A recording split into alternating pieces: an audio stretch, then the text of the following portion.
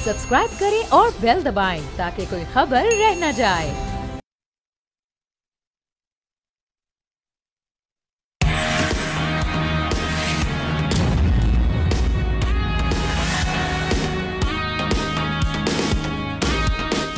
अस्सलामुअलैकुम नाज़रीन, आप देख रहे हैं न्यूज़ पंच। मैं हूं आमना खटाना। आज अदालती उमूर में मुदाखलत से मुतालिक अटॉर्नी जनरल ने वजाहत कर दी। मंसूर आवान ने प्रेस कॉन्फ्रेंस करते हुए ये कहा कि इस्लामाबाद हाई कोर्ट में मुदाखलत का तासुर दिया जा रहा है। मैं इस तासुर की नफी करता हूँ। आजकल तासुर बनाया जा रहा है कि जुडिशरी और एग्जीक्यूटिव में ताल्लुकात खराब है। रियासत के मुख्तलिफ इदारों की आपस में कम्युनिकेशन जरूरी होती है। अब एक तरफ मुदाखलत की नफ़ी की जा रही है, दूसरी तरफ अदलिया में मुदाखलत की बाज़कश भी हो रही है। इसी हवाले से आज एक और ख़त लिखा गया और उसमें मुख्तलिफ इंकशाफात हुए। वो ख़त का मतन भी आज डिस्कस किया गया। सवाल ये कि इस तासुर को ख़त्म कैसे किया जा सकता है और क्या इसकी नफ़ी कर देना काफ़ी है। दूसरी जानिब हमने आज देखा कि चीफ जस्टिस की सरबराही में नैब तरामीम केस की समाअत हुई, जिसमें सुप्रीम कोर्ट ने बानी PTI को बजरिया वीडियो लिंक पेश होने की इजाज़त दे दी है। समाअत के दौरान चीफ जस्टिस ने इस्तफसार किया कि क्या नैब ने सब कवानीन को धुंधला कर दिया। मार्शल लॉ लगता है, नैब कानून फौरी बन जाता है। अगर कोई जमहूरी हुकूमत कानून बनाए तो मसाइल शुरू हो जाते हैं। जबकि जस्टिस अतर मिनल्ला ने रिमार्क्स दिए कि जहां तक मुझे याद पड़ता है, जब नैब तरामीम के ऑर्डिनेंस आए उस वक्त की हुकूमत और बानी PTI ने उन तरामीम को सपोर्ट किया। उस वक्त ये कहा गया कि नैब की वजह से बुनियादी हुकूक मुतासिर हो रहे हैं, मईशत मुतासिर हो रही है। पार्लियामेंट की नैब कानून में की गई तरामीम PTI दौरे हुकूमत में और ऑर्डिनेंस और अदालती फैसलों की रोशनी में की गई। नैब पॉलिटिकल इंजीनियरिंग में मुलवस रहा। अगर कोई बेकसूर साबित हुआ तो क्या नैब के खिलाफ कार्रवाई भी हो सकती है। अपने तज्जियाकारों से इन दोनों मामलात को हवाले से डिस्कस करते हैं। मैं पैनलिस्ट का तारुफ करवा देती हूँ। नज़ीर लगारी साहब हमारे साथ कराची स्टूडियो में हैं। एहतशामुल हक साहब इस्लामाबाद स्टूडियो से हमारे साथ हैं। डॉक्टर दानिश और शहजादा जुल्फ़िकार साहब हमारे साथ वीडियो लिंक के जरिए जुड़ चुके हैं।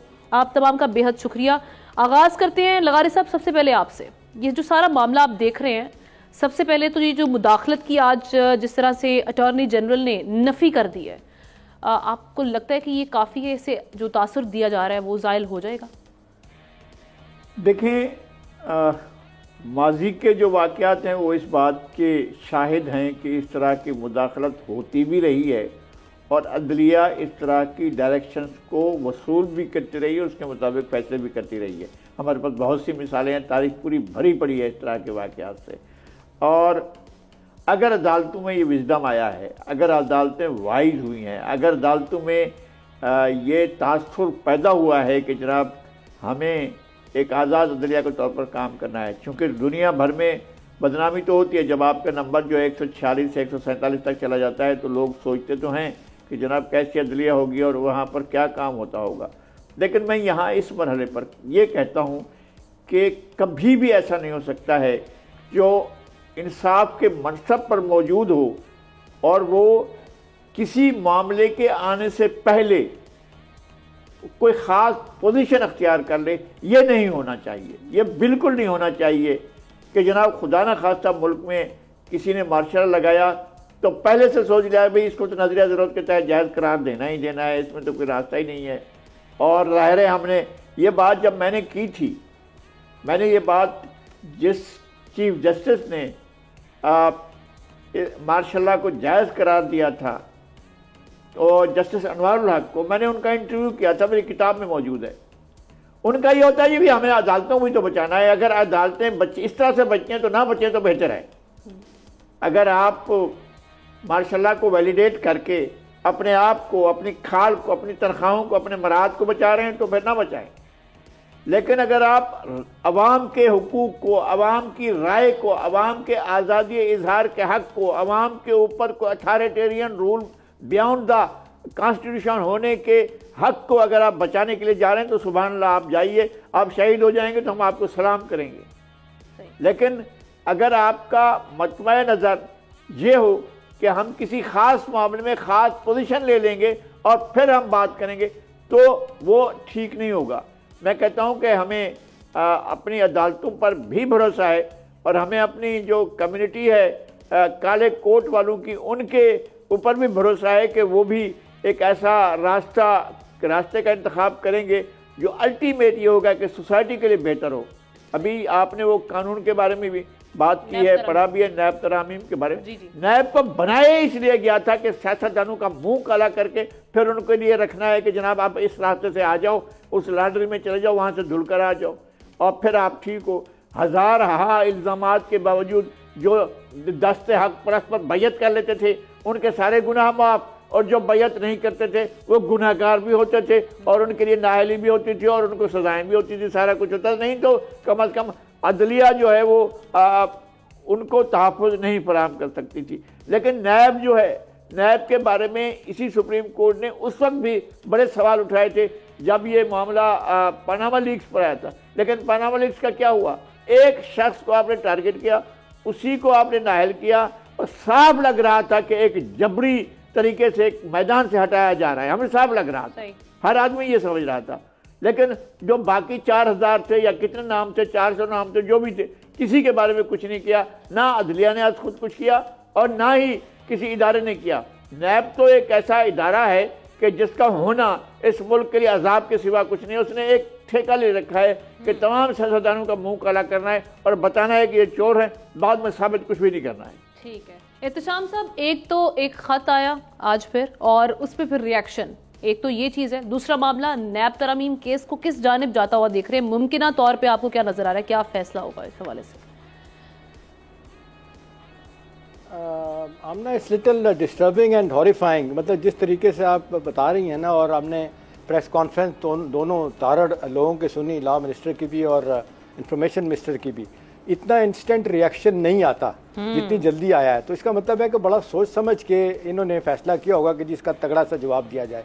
देखिए अब हो क्या रहा है, अब ये मुसलसल जहाँ तक मुदाखलत का सवाल है, देर से किसी ने बात करना शुरू की, बहरहाल मुदाखलत तो है, किसी ना किसी अंदाज में रही है। इसमें मैं ज़ाती तौर पे भी जानता हूँ कि कहीं ना कहीं कनाइमेंस भी होती है, मतलब माजरत के साथ हमारे जजिस हजरात भी जो ना कभी कभी अपना कंधा देते हैं दूसरे कामों के लिए। और ये माजी लगाई साहब सही कह रहे हैं, तारीख भरी पड़ी है कि जब जब ज़रूरत पड़ती है कंधा देते हैं, माशाल्लाह को देते हैं, इलीगल काम अनकॉन्स्टिट्यूशनल कामों के लिए भी होता रहा। लेकिन सवाल ये है कि ये इस वक्त बहुत डिस्टर्बिंग है, इसका फैसला होना चाहिए। इस पर आप चीफ जस्टिस साहब ने जो एक बात कही थी ना पिछली हियरिंग में, उनकी बड़ी अहमियत है, जिसमें कह रहे हैं कि जी वो जज जो प्रेशर कबूल करता है उसको घर चले जाना चाहिए, और ये कि जी आपको इख्तियार दिए गए हैं कि आप तौहीन अदालत का नोटिस जारी करें जो आपको प्रेशराइज करता है। खैर इतना सादा मामला भी नहीं है कितनी आसानी के साथ हो, लेकिन नफ्सों की हद तक तो इसमें वजन है। अब अगला सवाल आ जाए, नैब वाला बड़ा इंटरेस्टिंग केस हो गया। देखिए हम ना, जब आपको याद है कि जब ये आज बड़े वैसे तगड़े आर्गूमेंट दिए मखदूम अली खान ने, और जिस नुक्ते को पकड़ा है उसको आपने देखा कि चीफ जस्टिस से भी अप्रिशिएट किया। उन्होंने कहा जी जब नैब लॉ को बानी पीटीआई ने चैलेंज किया था उस वक्त ये 3 मेंबर बेंच था, और उसी दौरान प्रैक्टिस एंड प्रोसीजर बिल आ गया था, जिसके बाद इसको उठा के फौरी तौर पे आप 5 मेंबर बना के सुप्रीम कोर्ट में ले आए थे। तो जो सवाल उठाया मखदूम अली खान ने आमना, ये था कि जी ये कभी ऐसा हुआ है कि हाई कोर्ट में केस पेंडिंग हो, उसको सुने बगैर, वो ख़त्म हुए बगैर आप सुप्रीम कोर्ट में कैसे चले जाएंगे, ये तो आपने प्रोसीजर ही गलत किया। इसको चीफ जस्टिस साहब ने कहा या मैं समझता हूँ कि ये गलत हुआ, चलें ये भी हो गया। अब असल सवाल यह है कि इसका इवेंचुअली मुझे लगता है कि ओवरटर्न हो जाएगा, 5-0 और 5 एक तरफ होंगे, जिस तरह आज आपने देखा मंदोखेल साहब, जस्टिस साहब, चीफ जस्टिस साहब, उसके बाद अतहर मिल्ला बोले। अब 2 चीज़ें बड़ी इंपॉर्टेंट है। देखिए अब इस हवाले से जिनको फ़ायदा हुआ था, नवाज शरीफ को, जरदारी को, बाकी लोगों को, और फिर सबसे बड़ी बात है कि जो 50 करोड़ वाली बात ख़त्म हो गई थी कि जी 50 करोड़ रुपए तक जो करप्शन करेगा उस पर केस बनेगा। अब ये कह दिया कि जी ये इसको आप 10 करोड़ पे जो करप्शन होगी इस पे जनाब नैब कार्रवाई कर सकता है। अब सवाल ये है कि अपना पॉलिटिकल इंजीनियरिंग, विच हंटिंग तंग कर रहा हूँ अपनी जगह पे, जब तक कि नैब का लॉ स्ट्राइक डाउन नहीं होता पार्लियामेंट से, ये तो भी चलता रहेगा। लेकिन फौरी तौर पे इसको जो फायदा, जो यहाँ पे इस्लामाबाद में आज बातें हो रही हैं कि ब्यूरोक्रेसी बहुत परेशान थी, काम नहीं कर रही थी, इतना उनको परेशान कर दिया गया था, शायद उनके लिए अच्छा हो। लेकिन आखिरी बात आमना ये है कि आप मुझे बताएं कि जब आपकी सुप्रीम कोर्ट है, हाई कोर्ट है, आपके पास FIA पड़ी है, आपको एंटी करप्शन पड़ी है, तो नैब को क्यों बनाने की जरूरत पड़ी है? ये डेफिनेटली सियासी मकासद के लिए इस्तेमाल किया जाता है। अल्लाह करे इस पर फैसला हो, इसको खत्म किया जाए। डॉक्टर साहब, अदलिया में मुदाखलत का मामला हम देख रहे हैं कि मुल्क की सबसे बड़ी अदालत में ये मामला ऑलरेडी है, सब जुडिस है ये मामला। उस पर अटॉर्नी जनरल का एक मौक़िफ़ लेना, उसके बाद हुकूमत पाकिस्तान यानी वज़ीर कानून साहब बैठे हुए थे, वो ये बात कर रहे थे, उन्होंने भी एक स्टैंड लिया। एक तो ये जो रद्द-ए-अमल था ख़त के बाद, ये इसको किस तरह से देख रहे हैं? दूसरा ये जो नैब तरामीम वाला मामला, ये किस जानिब जा रहा है, कहाँ जाते हुए देख रहे हैं? देखिए पहले भी हम ये बता चुके हैं, जब 6 हाई कोर्ट के जजेस ने ख़त लिखा था तो उस वक्त भी हमने ये बताया था कि जजेस की तमाम फैसिलिटीज़ तो आप लेते हैं, मराते लेते हैं, बड़ी बड़ी तनख्वाहें लेते हैं, बड़े बड़े पेंशन्स लेते हैं आप हैं, और बड़े बड़े प्लॉट्स लेते हैं और बड़े बड़ी प्रोटोकॉल लेते हैं। तो आपके हलफ में तो लिखा था कि जी ये जो है वो दबाव आते हैं और मारूजी हालात पाकिस्तान के दबाव आते हैं, और हमने पाकिस्तान की हिस्ट्री बताई थी कि बहुत से ऐसे जजेस हैं जिन्होंने दबाव नहीं लिया। क्या उनको मार दिया क्या? उन्होंने दबाव नहीं लिया, एक्शन लिया, खत्म हो गई। तो आप रोते हुए क्यों जा रहे हैं भाई? एक SHO जिसको सारे इख्तियारात दिए हैं वो IG के पास खड़ा होकर रो रहा है कि जी मुझे डाकू या दूसरे लोग जो हैं वो तड़ी देते हैं, धमकी देते हैं। अरे भैया, आपके पास अल्लाह मियां ने कानून और आइन के तहत इख्तियारात दिए हैं, और चीफ जस्टिस साहब पहले एक रिमार्क्स दे चुके हैं, वो बहुत सही दिया है कि जो जजेस डरते हैं, जो जजेस काबिल नहीं हैं, जो जजेस आपके दबाव कबूल नहीं कर सकते हैं, वो घर जाएं। क्या जरूरत है यहाँ बैठने की? एक तो ये बात है। दूसरा, आइए नैब के ऊपर जरा एहतसाब कानून 1947 से जरा आपके सुनने वालों को हिस्ट्री बता दूं थोड़ी सी, बहुत इंपॉर्टेंट है। 1947 से शुरू हुआ है और बाज़ाब्ता एहतसाब कमीशन जो बना था 1996 में बना था, सरदार फारूक खान लगारी ने कायम किया था। मोहतरमा बेनज़ीर की हुकूमत का सफाया भी हुआ था। फिर नवाज शरीफ साहब ने जनाब एहतसाब कमीशन ख़त्म किया और 1997 में सैफुर रहमान को एहतसाब जो ब्यूरो का चेयरमैन बना दिया, वो कानून बन गया। फिर एहतसाब ब्यूरो को ख़त्म करके नेशनल अकाउंटेबिलिटी ब्यूरो 1999 एक्ट जनाब नैब ऑर्डिनेंस परवेज़ मुशर्रफ ने बना दिया। मसलन देखिए सर, ये परवेज़ मुशर्रफ को गाली दी जाती है, मैं हिस्ट्री बता रहा हूँ कहाँ से आ रही है, जरा सुनिएगा। फिर PDM का इत्तेहादी हुकूमत नैब ऑर्डिनेंस में 27 तरमीम करती है, 27 तरमीम ये PDM की हुकूमत ने। इससे पहले जो बड़ी बड़ी सियासी हुकूमत रही उन्होंने कुछ नहीं किया। ठीक है, ये जरा सामने रखिएगा। ये बोले बच्चे अरे पढ़े तो पहले नैब में कि क्या कवानीन है और क्या उसमें तरमीम की गई है, कौन सा एक्ट बदला है। हम बड़ी बड़ी बातें कर जाते हैं। आइए जनाब, वो 27 तरमीम जिसकी इजाजत मैं बहुत ज्यादा, मेरे पास टाइम नहीं है वरना मैं सब बताता आपको। डॉक्टर अलवी साहब ने उसको मना कर दिया, ताहम इस बिल को 2022 में गैर आईनी तौर पर पार्लियामेंट से और दोनों पार्लियामेंट से मंजूर करा दिया गया। फिर उसको चैलेंज किया इमरान खान साहब ने। इमरान खान जो चैलेंज कर रहे हैं उसमें उस तरमीम के खिलाफ जिसमें तरमीम नैब कानून सेक्शन 2, 4, 5, 6, 25, 26, 14, 15, 21, 23 तरमीम आइन इसमें तरमीम की गई है। उसमें जब इन्होंने बिल पेश किया था तो इसमें से ज्यादा तरमीम ऑलरेडी मौजूद थी। इसका मतलब है इमरान खान अपने दौर में ये चाहते थे लेकिन PDM के दौर में नहीं चाहते हैं। क्या आइन के कहां धज्जियां उड़ाई गई? आइन भी तो कोई चीज है भैया। 280 आर्टिकल हैं, पढ़े आर्टिकल जरा सा कौन कौन से हैं। फंडामेंटल राइट्स, बहुत से लोगों को नहीं पता फंडामेंटल राइट्स के आर्टिकल कितने हैं, कहां पे हैं, क्या है। 280 आर्टिकल क्या है, 227 और 222A की मुसलसल खिलाफ वर्जी होती है। कल एक बड़े चैंपियन ने कहा कि जी फांसी लगा दें जनाब, किसको? उसको अयूब खान को। अयूब खान को फांसी तो लगा दें, लेकिन जिसने उसको वैलिडेट किया जस्टिस मुनीर ने, उसको क्या करेंगे? जिसने और दूसरा किया वो क्या करेंगे? अब आइए, सुप्रीम कोर्ट के अता बंदियार की सरबराही में 3 रुकनी बेंच और उसने ये तमाम के तमाम जो आपके तरमीम थी उस तरमीम को कलअदम करार दिया था। क्योंकि 1800 केसेस जिसमें अरबों और खरबों रुपए के इन सियासी लोगों के, जिसमें 7 वजीर आजम, जिसमें सदर पाकिस्तान जो अभी भी मौजूद है, जिसमें वजीर आला, जिसमें MNAs, जिसमें वफाकी वजीर, मैं नाम ले सकता हूं, टाइम नहीं है आपके पास। इनके अरबों रुपए के करप्शन के केसेस हैं। क्यों खत्म हो जाए भाई?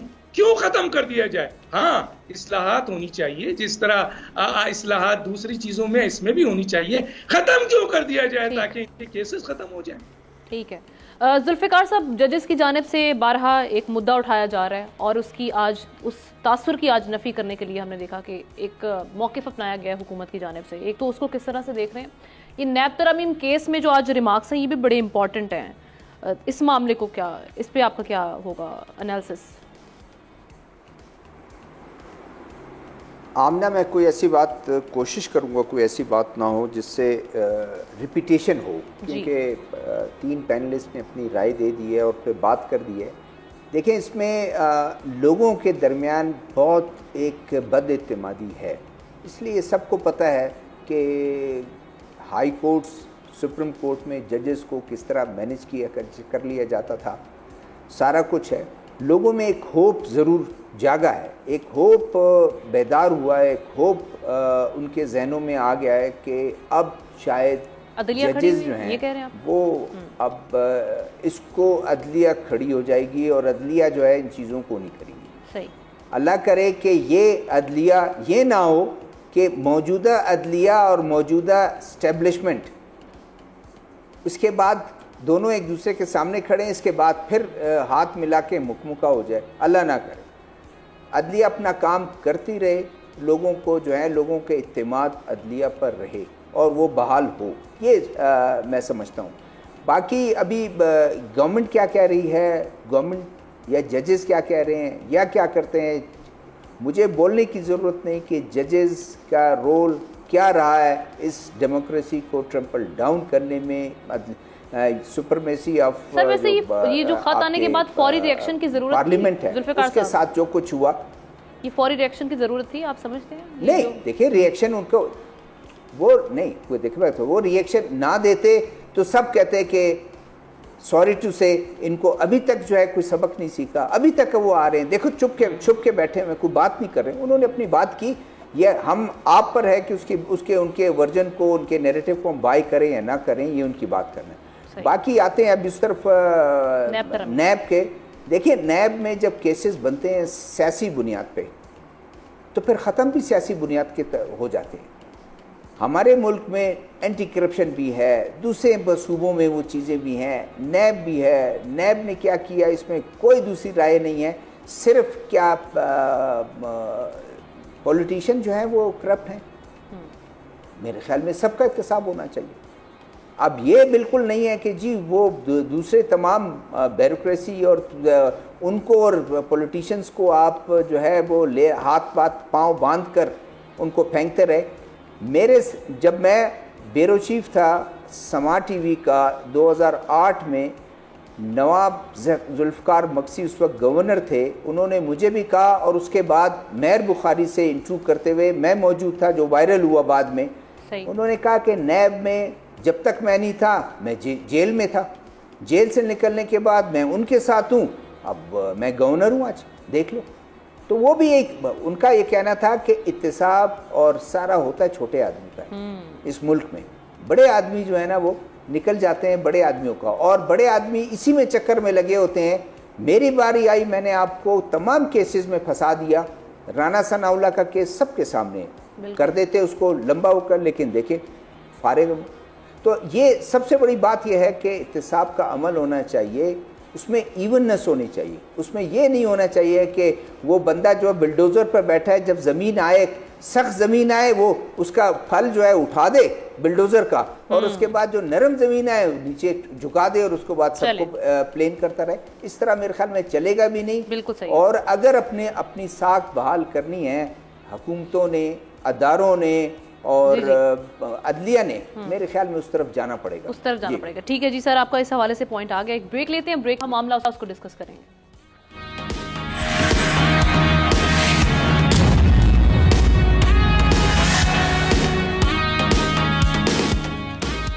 Welcome back. गुज़श्ता रोज हमने देखा कि नेशनल असम्बली का जो इजलास था उसमें हुकूमती और अपोजिशन अराकीन के दरमियान काफी कशीदगी देखने में आई। दोनों ही जानिब से इल्जाम तराशियां और सख्त अल्फाज का इस्तेमाल हुआ। वजीर दिफा ख्वाजा आसिफ ने असम्बली फ्लोर पर कहा कि आइन तोड़ने वालों के खिलाफ आर्टिकल 6 लगना चाहिए और आर्टिकल 6 लगाने का आगाज फील्ड मार्शल अयूब खान से किया जाना चाहिए, क्योंकि उन्होंने एक जमहूरी हुकूमत का तख्ता उल्टा था। ख्वाजा आसिफ का यह भी कहना है कि अपनी तकरीर पर किसी से माफी नहीं मांगूंगा। दूसरी जानिब रिएक्शन आया अपोजिशन लीडर उमर अयूब की जानिब से।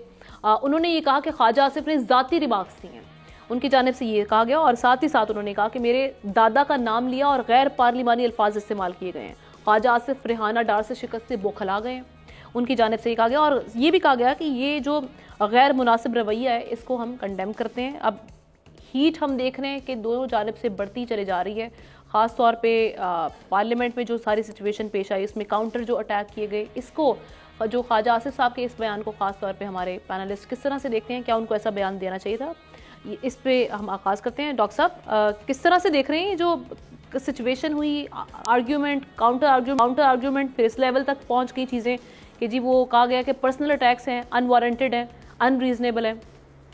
ख्वाजा आसिफ साहब इस वक्त जो है ना, वो आपके जो ओहदा उनके पास है उससे पहले भी था, आपके डिफेंस मिनिस्टर थे। पार्लियामेंट में उनकी तकरीर आपने सुनी हुई है फ़ौज के ख़िलाफ़ आपके सामने। अब सवाल ये पैदा होता है कि आर्टिकल 6 तो वो अयूब खान के ऊपर लगाना चाहते हैं, जैसे मैंने जिक्र किया, तो जस्टिस मुनीर पे क्यों नहीं लगाना चाहते हैं भाई? ख्वाजा आसिफ के वालिद ज़िया-उल-हक साहब के ज़माने में स्पीकर थे, वो अपने वालिद साहब पे क्यों नहीं लगाना चाहते हैं? चेयरमैन मजलिस शुरा जी, नवाज शरीफ साहब जो हैं वो और पीपल्स पार्टी जो हैं वो फौजी मदद लेते रहे, GHQ जाते रहे, एक दूसरे की हुकूमत को गिराते रहे, उनके ऊपर भी आर्टिकल 6 लगना चाहिए। इमरान खान साहब ने आइन तोड़ा, उनके ऊपर भी आर्टिकल 6 लगना चाहिए। आप परवेज़ मुशर्रफ पे आर्टिकल 6 लगाने की बात कर रहे हैं, बिल्कुल लगाइए, लेकिन फिर आप उन जजेस के ऊपर भी आर्टिकल 6 लगाइए जिन्होंने 3 साल को वैलिडेट भी किया, 3 साल आइन में जो है वो तरमीम करने की इजाज़त दी। उस पार्लियामेंट पर भी आप आर्टिकल 6 लगाइए जिसने परवेज़ मुशर्रफ साहब की उस वक्त के तमाम एक्ट को जो है वो वैलिडेट कर दिया। सवाल ये पैदा होता है कि जिस तरह मैंने कहा 280 आर्टिकल हैं और तकरीबन 280 आर्टिकल में अब 227 और 2A ही ले लें, जिसकी खिलाफ वर्जी हर हुकूमत करती है, 100 से ज़्यादा आर्टिकल की बेहुरमती करती है, उसको तोड़ती है। फंडामेंटल राइट्स 8 से लेकर 28 तक उसको तोड़ा जाता है, हर हुकूमत करती है। तो अगर आइन तोड़ना और आइन के भाई उन PCO जजेस को भी तो आप आर्टिकल 6 में लाए ना, जिन्होंने आपके आइन की खिलाफ वर्जी करते हुए जो है वो मार्शल्ला के ऊपर या मार्शल्ला प्रेशर के ऊपर LFO के तहत हलफ उठाया और आइन की तौहीन की। तो सिर्फ एक शख्स अयूब खान क्यों? मैं तो कहता हूँ बिल्कुल शुरू करें अयूब खान से, लेकिन ये भी तो देखें अयूब खान का दौर क्या था कि जब एक चीनी का प्रेशर आया, एहतजाज हुआ, तो उसने हुकूमत छोड़ दी। ठीक है, उसने 1956 के मार्शल्ला के हवाले से जो चीज़ भी उसका सिलसिला आया, लेकिन फिर उसके कारनामे ऐसे हैं कि आप कोई सिविलियन हुकूमत अगर आके बैठ जाए, गलतियाँ भी हैं, बिल्कुल गलतियाँ भी हैं, लेकिन कारनामे भी ऐसे हैं जो आके देखें तो मसला यहाँ पर ये नहीं है। मसला ये है कि कौन अच्छा है, कौन बुरा है, कौन सियासी है और कौन फौजी है, हम ये नहीं देखेंगे। हम तो ये देखेंगे कि जो आइन को तोड़ रहा है उन सबको आर्टिकल 6 में शामिल किया जाए। तो फिर ख्वाजा आसिफ साहब आपके वालिद साहब भी हैं, आपके कायद भी इसमें शामिल होते हैं, आपकी दूसरी सियासी जमातें भी हैं, परवेज़ मुशर्रफ भी हैं, वो तमाम जजेस भी हैं जिन्होंने इन तमाम चीज़ों को वैलिडेट किया है, कहीं ना कहीं प्रोटेक्ट किया है, सपोर्ट किया है। सिर्फ एक आप अयूब खान की बात करते हैं, सिर्फ एक क्यों? क्योंकि इस वक्त मसला ये है कि अयूब खान के एक शायद वो पोते हैं उमर अयूब। अब उमर अयूब साहब जो हैं वो माने कि वो अयूब खान के पोते हैं, अगर वो क्यों इससे इनकार करते हैं? और बहुत सी सियासी जमातें हैं जो कि आर्मी के नर्सरी से पैदा हुई हैं। कौन सी सियासी जमातें हैं? लेकिन ये कहना है कि हमने तो माफ़ी मांग ली है। भाई माफ़ी मांग ली है तो आज तुम एक्सटेंशन देते हो। आसिफ जरदारी ने एक्सटेंशन दिया है जनाब कियानी साहब को, नवाज शरीफ साहब ने एक्सटेंशन दिया जनाब बाजवा साहब को। तो ये सब हमाम में नंगे हैं और एक दूसरे के ऊपर उंगलियां उठाते हैं और एक दूसरे को। उमर अयूब साहब जरा बताए ना, देना इमरान खान को आइन की जो उन्होंने आइन तोड़ा है और अदम एतमाद की तहरीक के हवाले से जो उन्होंने असम्बली तोड़ी थी, तो वो भी तो शामिल है। कौन सा सियासी किरदार जो है वो इस वक्त आर्टिकल 6 में नहीं आता है? कौन से पार्लियामेंटेरियन जो है उसमें नहीं आते हैं? स्पीकर नहीं आता है, डिप्टी स्पीकर नहीं आते। जी जुल्फिकार साहब, ये खुद एहतसाबी बिल्कुल जिस तरह से अभी डॉक्टर साहब ने जिस तरह इशारा किया, यहाँ पे सबके ताने बाने माजी में हमने सबको देखा है कि कहाँ जाके मिलते रहे हैं। और ये खुद एहतसाबी अगर कर ली जाए तो ये एक दूसरे पर इस तरह के इल्ज़ामात लगाना, सख्त अल्फाज का इस्तेमाल करना, यहाँ तक आप नहज पे पहुँचे ना इस मामले में। दूसरा ये कि उन्होंने कहा ये एक हिस्टोरिक फैक्ट है कि सिकंदर मिर्जा ने मार्शल लॉ लगाया था। ये आर्ग्यूमेंट भी सामने आया उमर अयूब की जानिब से।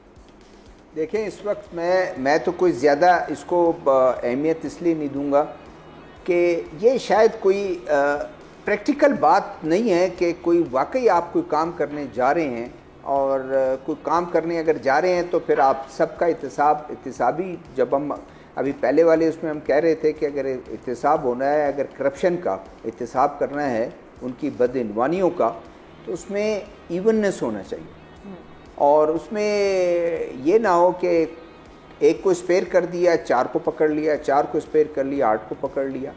यहाँ भी अगर अयूब खान से बिल्कुल शुरू किया जाए, और अयूब खान चीनी की वो थी, एक मूवमेंट चली थी, लेकिन इख्तियार फिर क्या हुआ मुझे बताएं कि स्टूडेंट मूवमेंट जब वो बिल्कुल उसने देखा कि मैं अनपॉपुलर हो गया हूँ, हाँ ये उसने किया कि उसने ये नहीं किया कि गोलियां चला दो, इनको बिल्डोज कर दो, मार दो इनको, लाशें जितनी गिनी मुझे कोई परवाह नहीं, लेकिन उसने देखा और फिर मैं नाम नहीं ले सकता, एक जानवर के गले में उनका नाम डाला, उन्होंने कहा ये है ये। उन्होंने कहा अब जब इस वक्त मैं इस सतह पर पहुंच गया हूं कि अब उस जानवर के गले में मेरी तस्वीर डाल रहे हैं, मेरा नाम लिख रहे हैं, तो मेरे ख्याल में मुझे छोड़ देना चाहिए। उसके बाद ज़िया-उल-हक साहब हैं, उनका एहतसाब होना चाहिए और बिल्कुल ठीक है कि सबका एहतसाब होना चाहिए, आर्टिकल 6 सब पे लगना चाहिए। इधर मेरे ख्याल में शायद मैं जहाँ तक समझाऊँ, ख्वाजा आसिफ साहब ने तो तकरीर अपनी की, किसको सुनाने के लिए, किसको ज़रा टीज़ करने के लिए, किसको, उनके पोते को। उनके पोते से किसी ने पूछा, उनकी वीडियो चली कि आपके दादा ने जो है वो खिलवाड़ किया डेमोक्रेसी के साथ और पॉलिटिकल लोगों के साथ और बड़ा वो किया। उन्होंने कहा नहीं जी, आप अपनी हिस्ट्री पढ़ के हैं, आपने गलत हिस्ट्री पढ़ी हुई है। तो अब उनसे कोई पूछे कि उन्होंने हिस्ट्री जो है वो ख़ुद उन्होंने लिखनी है अपने दादा की। अब दादा ने अगर गलत काम किया उसका जवाबदेह पोता नहीं होता, लेकिन ज़रूर ये कहता है कि हाँ भाई किया है, ये तो कोई ऐसी बात नहीं है। लेकिन ये क्या करें, ये नेशन ऐसी कौम है कि जिसने 11 साल तक हुकूमत की, सियासतदानों को करप्ट किया, नॉन पॉलिटिकल बेसिस पर वो लेके आए, उसके बेटे को इलेक्ट भी करवा रहे हैं और वो मुख्तलिफ एहतियात के जो है वो सरखेल भी बन जाते हैं। तो ये आर्टिकल 6 ये तो ऐसी बात है, लेकिन अगर वाकई कोई किसी की नीयत है तो तमाम पॉलिटिकल पार्टीज बैठ के देख लें, पिछली बातों को भूल जाएं और होगा ये। वरना किसी के कब्र को जो है कहीं से कब्र निकाल के कब्र से लाश को निकाल लें और जी ये कर दें, ये कोई मैटर नहीं करता। एक बंदा हो तो कोई बात है ना, एक बंदा हो तो आप उसकी कब्र इस हमाम में तो अगर देखा जाए लाश निकाल कर लटका दें। यहाँ तो लाइन लगी हुई है, मुझे बताऊं कितने लाशों को लटकाएंगे, कितने दर्जन लाशों को लटकाना पड़ेगा। तो बेहतर ये है कि वो पीछे वो साउथ अफ्रीका, लास्ट में बात कर दूं, साउथ अफ्रीका वाली बात है, नेल्सन मंडेला वाली, जो पुरानी बात है उसको छोड़ दें, आगे चलें और आगे जो है उस चीज़ का ना रिपीट ना करें उस गलतियों को। जी एहतशाम साहब, तमाम अगर देखा जाए सियासी जमातें तो ये तो सब बेनिफिशरी रही हैं अगर ये वाले मामला देखे जाए आर्टिकल 6 लगाने के। तो सर ये क्या ज़रूरत है इस मामला को इस तरह से आके एक दूसरे पर उछालने की, या जिस तरह से हमने देखा कि आज पर्सनल अटैक्स किए जा रहे थे, किस तरह से देख रहे हैं इस मामले को?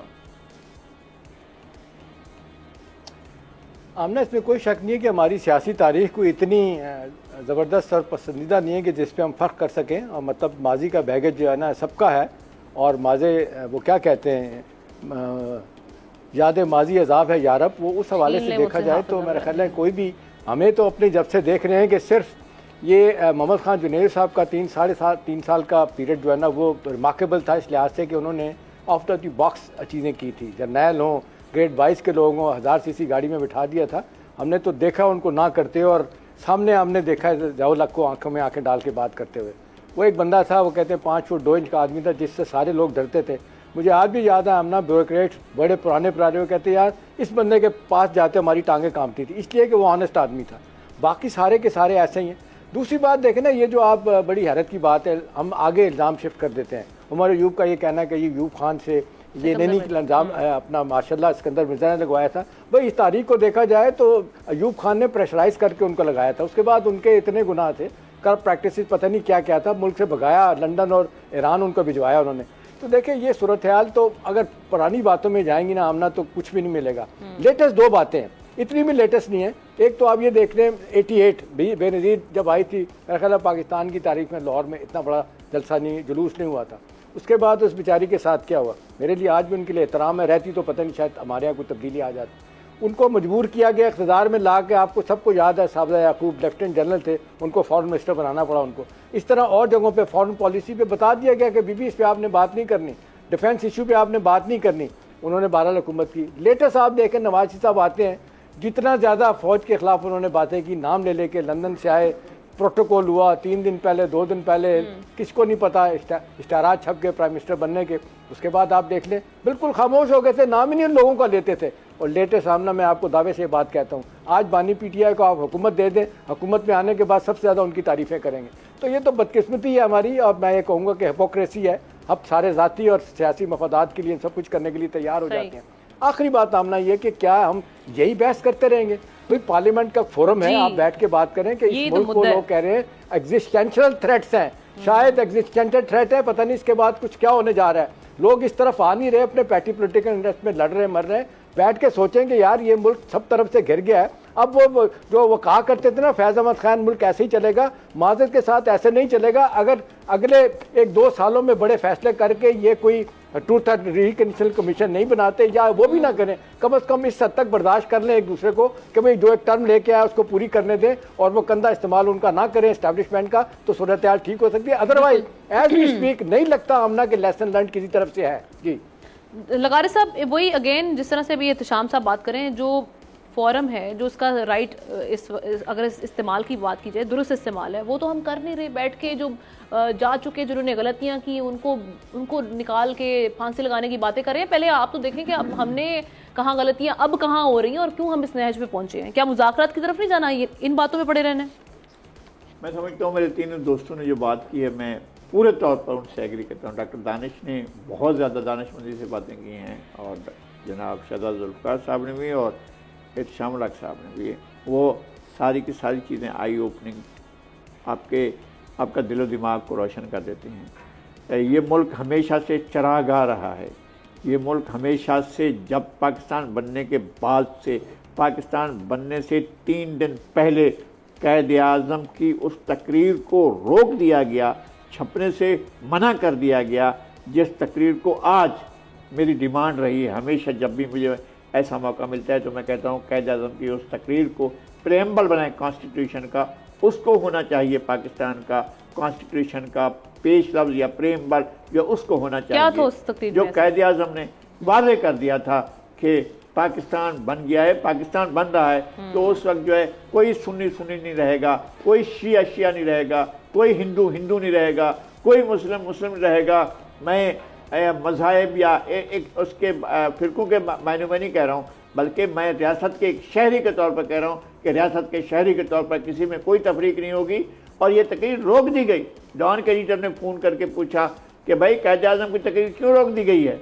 तो वहाँ से लगारी साहब स्टेट का भी तो कहा था कि स्टेट का कोई ताल्लुक नहीं होगा रिलीजन से। स्टेट का कोई वास्ता नहीं होगा कि वो रिलीजन को इस्टेब्लिश करे। यही बात तो हम कहते हैं कि अमेरिकी आइन के आर्टिकल 1 में और उसमें फर्स्ट अमेंडमेंट में जो लिखी हुई है कि रियासत को कोई काम नहीं है कि वो मज़ाहिब की तरवीज करती फिरे या उसके खिलाफ किसी को करे, ना किसी के आज़ादाना अमल दरामद पर रुकावट डाल सकती है कांग्रेस, और ना ही किसी को ये कह सकते हैं कि ये मजहब अख्तियार करो। इसका कांग्रेस का कोई काम नहीं है। यही कहा क़ायद आज़म ने कि स्टेट का कोई काम नहीं होगा कि वो मजहब के बारे में अपने फलसफे देती रहे और ये कहती रहे कि जनाब ये मजहब अख्तियार किया जाए, ये अख्तियार ना किया जाए।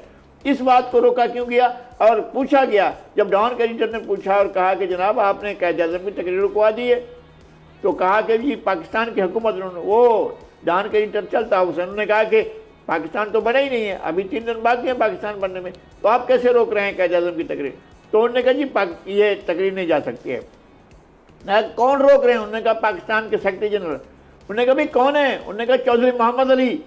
उन्हें चौधरी मोहम्मद अली क्या कहते हैं? उन्होंने चौधरी मोहम्मद अली को मिलाया। वो कह रहा है भाई साहब आप बताएं क्यों रोक रहे हैं इसको? तो उन्होंने कहा क़ायद आज़म की तकरीर पाकिस्तान के 2 कौमी नजरिए के खिलाफ है, सही, लिहाजा हम इस तकरीर को नहीं जाने दे सकते। तो ये रहा है पहले दिन से जो क़ायद आज़म का तस्वर था उसके खिलाफ बातें की गई, उसकी नफी की गई। और उसके बाद हमारे लिए क़यामतें लिखी हुई थी, 1, 2, 3, 4 मार्शल लगते रहे। हमारे लिए अजाब लिखे हुए थे कि सियासी सिस्टम को डिरेल किया गया। कोई ज़रूरत नहीं थी कि फिरोज खान उनकी हुकूमत को बर्खास्त किया जाता। आपको उस वक्त इलेक्शन हो रहे थे, इलेक्शन के नताइज से खौफजदा होकर कि एक अवामी मुंतखब पहले इलेक्शन हो रहे थे पाकिस्तान बनने के बाद, और वो 1959 में हो रहे थे, और उससे पहले मार्शल लगा दिया गया ताकि इंतखाबात की नौबत न आए। वो फिर 1973 में जाकर हुए, पाकिस्तान बनने के कोई 26-25 साल के बाद जाकर इलेक्शन हुए। ये सूरत हाल रही है पाकिस्तान के साथ, ये मजाक किया जाता रहे पाकिस्तान के साथ, और जो भी लोग आते रहे वो अपना उन्होंने कहा जी सिकंदर मिर्जा ने लगाया था मार्शल। सिकंदर मिर्जा ने अगर मार्शल लगाया था तो फिर उसको किस तरह से थप्पड़ मारकर, ये मुझे बताया था, इस हकीर फकीर को बताया था, जनरल आजम खान ने को साइन नहीं करा था, मैंने थप्पड़ मारकर उसको कहा था कि यहाँ रिजाइन लिखो, और उससे रिजाइन लिखवा कर उसको पैक करके भिजवा दिया था कि जाओ ईरान में जाकर मरना, यहाँ नहीं मरना, वो लंदन में जाकर फौत हुआ। और उसकी बेगम जो है वो ईरान में आई थी, 100 साल जिंदा रही, वो 2013 में भी फौत हुई है, नाहिद सिकंदर मिर्जा।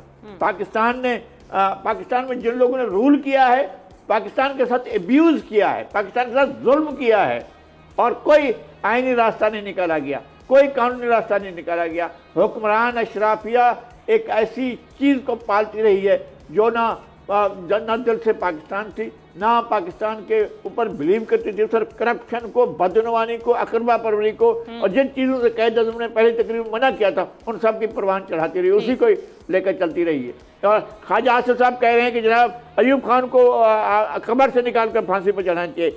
भाई साहब, आपके वालिद साहब मजलिस शुरा के चेयरमैन थे, जनरल ज़ियाउल हक के मजलिस शुरा के चेयरमैन थे। एहसान इकबाल की वालदा मजलिस शुरा की रुकन थी, आपा निसार फातिमा। नवाज शरीफ के लिए उम्र की दुआ मांगी थी कि ज़ियाउल हक ने कहा था कि मेरी उम्र नवाज शरीफ को लग जाए। भाई आप लोग क्या हैं? आप लोग तो मार्शल की बाकियात हैं, ठीक, आप इस तरह से कैसे चलते हैं? तो मेरा ख्याल है कि साहब वो समझते हैं, ख्वाजा आसिफ समझते हैं लगाई साहब कि मैंने पार्लियामेंट में माफी मांग ली थी, काफी है, और वो ये कहते हैं आप भी अपने बड़ों की माफी मांगे तो हम आगे चल पड़ेंगे। अगर माफी मांगने से मसाइल हल होते तो पाकिस्तान में कोई मसला ही ना होता। हम बेहिसाब माफिया मांग कर भी हमारे गुनाह इस काबिल नहीं है कि हम माफिया मांग कर अपनी जान छुड़ा सकें। अब आपको सिद्ध के दिल से ट्रुथ एंड रिकंसिलिएशन बनाकर सबको अपने गुनाहों का एतराफ करके फिर आगे बढ़ना होगा। अब मुझे नहीं लगता है कि हम जिस तरह से खुशगुमानियां करते हैं, अपने दिल में हम बात करते हैं यार अब आगे ठीक हो जाएंगे हालात, ठीक, जब तक ये हुक्मरान अशराफिया ठीक नहीं होती है हमारे हालात ठीक नहीं होते, हम इसी अज़ाब में पड़े हुए हैं। बिल्कुल ठीक है, चलें जी, सबको अपना अपना रोल अदा करना पड़ेगा। जिस तरह से हमारे पैनलिस्ट भी बात करें, अगर मामला आगे बढ़ाने हैं, जहां पर हम एक जानिब देख रहे हैं कि मुज़ाकरात की बात हो रही है, कि मामला जो इस नहज पे पहुंच चुके हैं, सियासतदानों की आपस में जो सियासी दुश्मनी है, जिसमें हम देख रहे हैं कि एक दूसरे पर ज़ाती नौयत के जो हमले किए जाते हैं, इसको अगर ब्रेक लगाना है और मामला को आगे बढ़ाना है तो सिर्फ बातों की हद तक मुज़ाकरात की बात नहीं करनी, बल्कि उसके लिए माहौल बनाना होगा। इसी के साथ मैं तमाम पैनलिस्ट का शुक्रिया अदा करती हूँ। प्रोग्राम का वक्त खत्म हुआ चाहता है, आपकी खिदमत में हाजिर होंगे। अल्लाह हाफ़िज़।